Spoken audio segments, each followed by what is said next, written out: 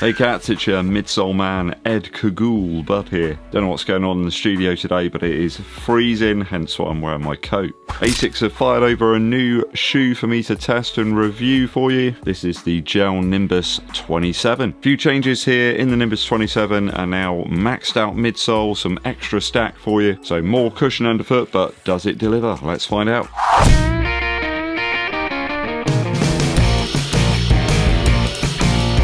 Thanks for tuning in to the channel, people. It is always appreciated. If you're yet to do so, please do hit the subscribe button so you get notifications of when I launch the new videos. Also give this video a thumbs up like and share it with your running buddies. Dankeschön. I've reviewed several of the past iterations of the Asics Gel Nimbus model. This one though, the 27, is the tallest yet. In the sample size, Asics suggests we have about 43.5 millimeters. In my UK 11 or US 12, I've got closer to 48 millimeters back here. Yes, the shoes do scale in terms of the midsole stack as they get bigger. Crazy, huh? I've got about 40 millimeters up front, so it makes for an 8mm drop. I would suggest that the stack itself and the drop isn't all that noticeable on foot. I've typically got about 3 to 4 millimeters extra midsole stack on top of what's recorded for the sample size, so that's pretty much in the ballpark here. Durometer of the foam is around about Short A34, which is exactly what I've had across the Nimbus line for several iterations now. Though I have to say, on foot, this one does feel a tiny bit softer. There's a bit more bounce to it, so interesting what 2 millimeters can make, eh? Pretty much exactly the same forefoot and heel width as we've had in the last two iterations of the Gel Nimbus. Weight wise, this one comes in at 353 grams, that's 12.5 ounces, which is actually a little bit lighter than the last couple of versions of the Nimbus, so I'm really pleased to see that. A little less weight is always good. This one will be set to launch, I think, in January of 2025, around about 180 Earth credits. Okay, we'll kick off with the upper first.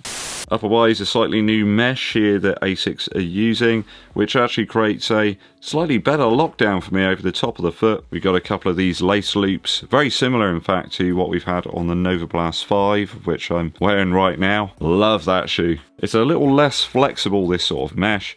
Not in terms of the fact that it doesn't move with your foot, but it's a little bit more structure to it. They do still have some of that knit that was present in the last version through the tongue, makes for a nice stretchy experience, and it kind of grips around the foot, a bit like a booty construction. Laces here are a little bit short in my pair.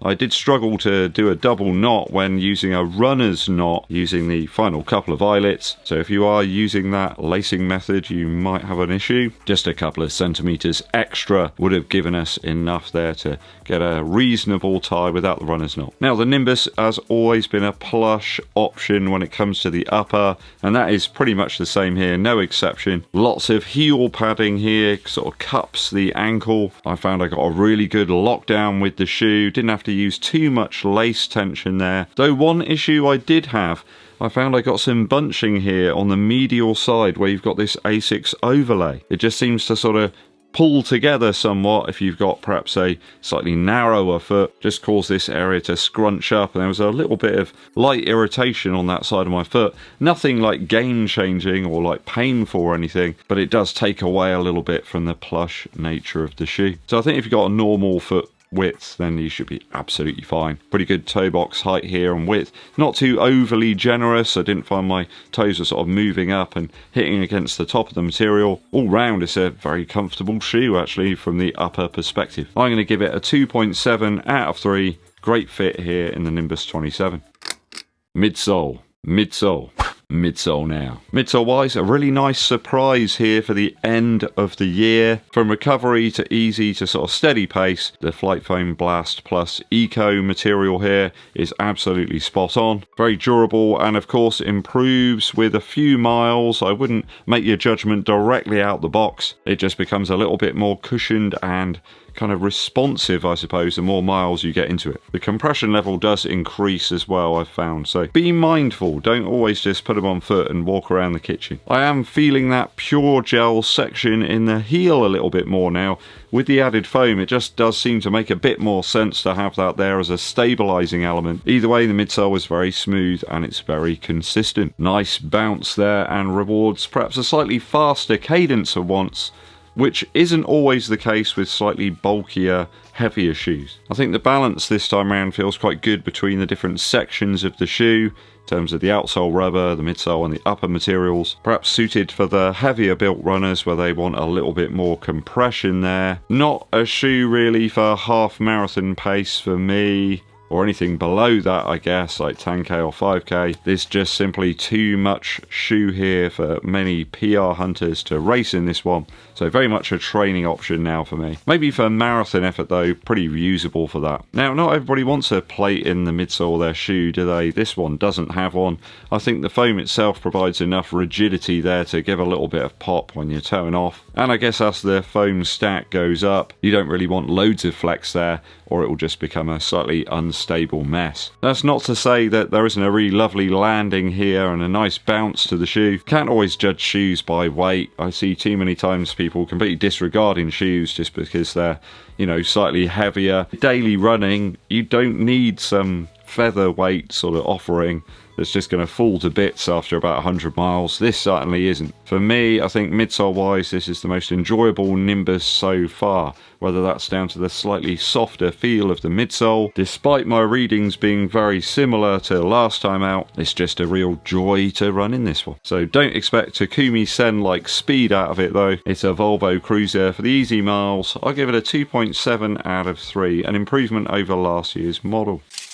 Outsole wise, we've got a slightly more ridged approach this time, which is very close to what we see on the Super Blast 2. Don't expect the smooth rubber of the Nova Blast 5, that's not what we got here. You got two pieces of rubber, one that stretches from the heel through the midfoot to the forefoot, and then there's a piece of the AHA Plus stuff here in the medial side of the heel to add a bit of durability. The hybrid Asics grip seems to be pretty tough stuff anyway, though it's flexible enough to allow the shoe to sort of move with your foot. Much better grip than last year's model, certainly an improvement over the 25. I've never had any major durability issues on the Nimbus model. I don't see there being any here either. Some local runners get hundreds of miles out of these without any problems. Though I do have to report a bit of debris getting wedged into some of the exposed parts of the midsole here, which again ties in a little bit with me thinking it's slightly softer. So just something to take note of there if you're running in areas with any sort of thorns or small little rocks and things.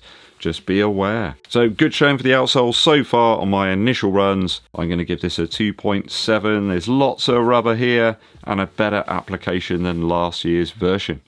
Value now. So these are set to release in January 2025 for around about 180 notes. That's a hefty price for a shoe that I think for most people is going to be a daily cruiser. Now that's all very well if this is your one and only daily cruiser, but of course many of you out there already have very full shoe rotations, and as such, what is this bringing that's different to some of the other things on the table already? What it does bring is that it's very well fitting in terms of the upper. The quality is certainly here out the box, as we would expect with Asics models. A slightly softer feel across the entire footbed, and it's got its fair share of surface area and comfort. I think if the Nike Invincible is just simply too soft for you, too squashy, you want something that's a little bit more reliable, then the Nimbus 27 can do it. Just feels a little bit less bulbous, I suppose, than something like the Puma Mag Max Nitro. Round about the same weight and price as well. So this one just seems to fit my foot a little better. Doesn't feel like it's controlling me as much as some of those other more maximally cushioned shoes. Absolutely a model here that's going to appeal to the heavier set runners. They'll get the max out of this more maximally cushioned stack than I will. I do like this one better than the Nimbus 26. I do feel it's another Asics very slight subtle change. They don't go crazy in terms of how they change the models. It's just little things that add up and make for a better option. A little less harsh in terms of the drop and just more exciting to run in than last year's offering. Plus the outsole to boot makes this one a slightly more versatile shoe in terms of multi-terrain traction. I'll give it a 2.7 out of 3 for value this time around. So if I've totaled the scores up for the Gel Nimbus 27, we've got 10.8 out of 12.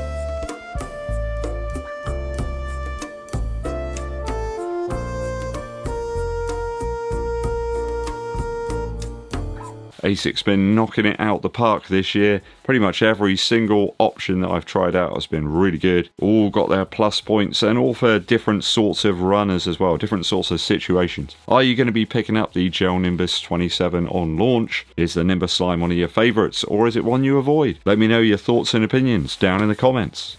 A musical interlude today for all of those parents out there. It's a Christmas track. It's one I've heard thousands of times now. Go Santa Go by the Wiggles. Vintage Wiggles, in fact. I think this lineup of the Wiggles, the Australian children's music entertainers, is probably the best. When you look at some of the more recent ones, I just think they'd really nailed it there with the range of skill and sort of vocal ability. I mean, Simon himself with the red top, he's got an incredibly low range, which I really enjoy. It's a nice warm sort of tone. And I think Emma, you know, brings a little bit of sparkle to things. You know, she just had a certain way about her that was sort of quite appealing. Nice soft delivery again with the voice. There's a good instrumentation on this one as well, Go Santa Go. I hope to think that it was like one of the highest charting Wiggles tracks that there was out. Maybe there'll be a resurgence, you know, this time of year with Christmas and all that. Maybe it will go back up the charts. There's a great special as well they did, about 45 minutes long or something, which features this track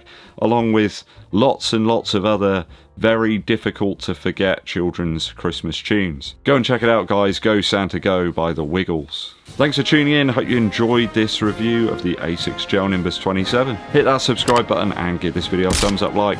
Also, drop us a comment to help with the YouTube algorithm. My name's Eddbud and I'll be seeing you